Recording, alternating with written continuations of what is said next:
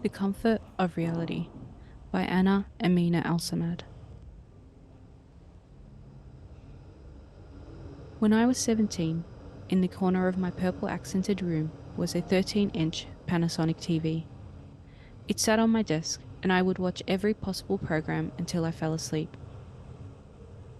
My favourite things to watch were the randomised selection of documentaries that came on every Sunday. Recessions, the history of medicine, investigations into the Titanic, and significantly, all types of program about art.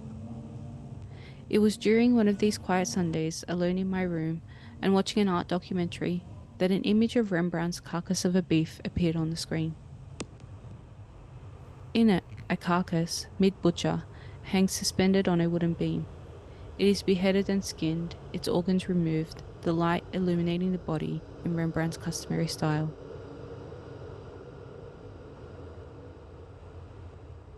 I was transfixed by the work. Before me was a dead animal, grotesque, powerless, and yet I felt a sense of relief. Nothing else could be done now to hurt it. Whatever was to come, being buried or burned or eaten, would be a mercy to these remains. It reminded me of a line from Sylvia Plath's poem Edge. We have come so far, it is over. This animal had reached its own tragic, beautiful edge. It became my favourite painting, and I hung a print of it in my room, to my mum's horror. I have always been drawn to art that illuminates the feelings inside my head, art that depicts the uncomfortable truths in our everyday lives. I wouldn't have that feeling about a painting again until I was standing in the first solo exhibition of Rhys Kaye, looking at a large oil painting titled Made from Rain.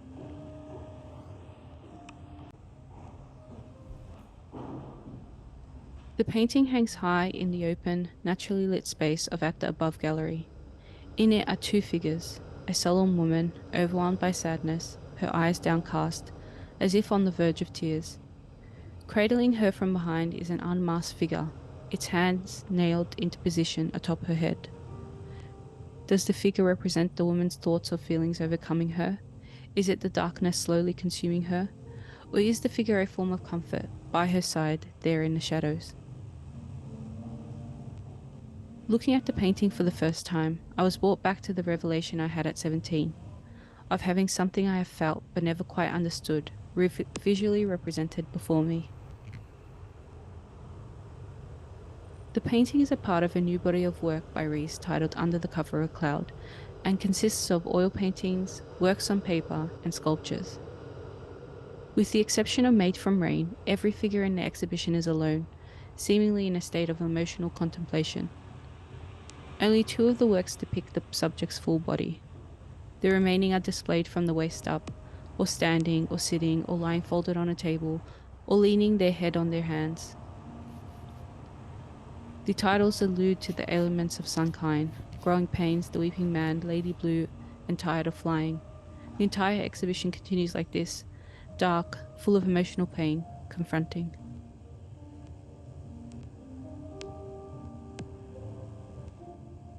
In focusing on these difficult topics, Rhys seems to depict what we would rather ignore, the feelings of friction, of being still and alone.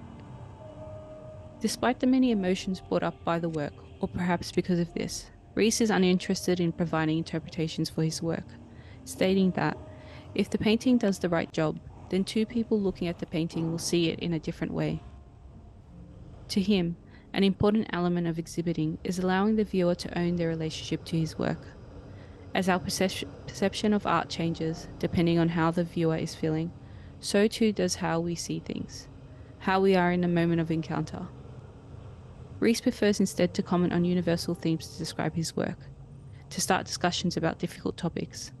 Strength, fragility, survival, overcoming, and surrender are some of the words I hear him use.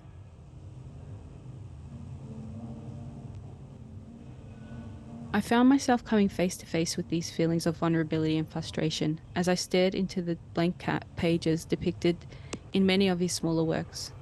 Writer's Block, The Subject, Paper Study 5 and 9, Under the Cover of a Cloud, and Still Life all contain the hand of the artist, brush or pen in hand, floating just above the page. The artist is waiting, trying to create, but there is nothing. The painting just isn't there. As a writer, this feeling when you are ready to begin but simply cannot is all too familiar to me.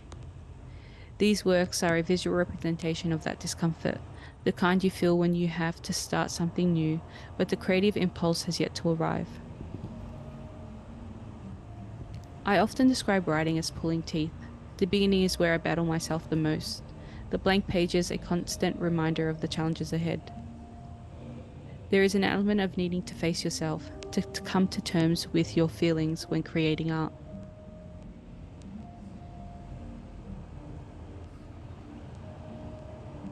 Every time I see Rhys, in his studio, or at his residency at the Above Gallery, he is painting, or about to paint, or thinking about painting. When I meet Rhys at the gallery, he is working on the very last painting for the exhibition. The diptych canvases were at the beginning stages, having just been painted in various shades of green, a base for what will become entering paradise through a hatch. The work features a bulky, almost mountainous train barely contained within the canvas. The train seems to be an almost obvious symbol of constant motion, the continuation and fluidity of life, if not for the skull that appears in the work, merging ominously with the machine in the background, which transforms the work into something ostensible. It is at once life and death, forward motion and utter standstill, an encapsulation of the dichotomies of what Rhys is hoping to achieve, and which keeps his audience coming back.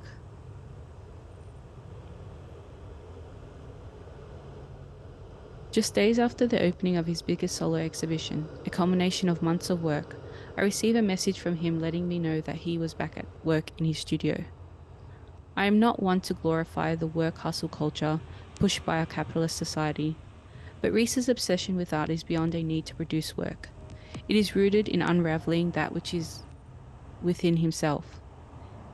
He describes it as the need to bring things to the surface, to constantly be in perpetual motion, like the trains in his work, always moving, yet aware of the mortality of all things.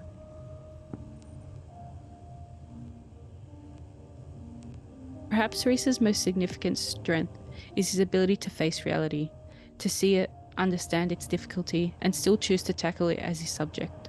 The work appears sad, difficult, emotional, but here he is saying that we don't have to run from these topics, that strength and fragility are seen as opposites, but can also be the same thing. Or as Ai Weiwei discussed, maybe being powerful means to be fragile. Sylvia Plath describes the edge as an ending or conclusion. Here Rhys has seen the edge, and instead views it as the point between the push-pull of life, between strength and fragility, softness and power, the viewer and the artist.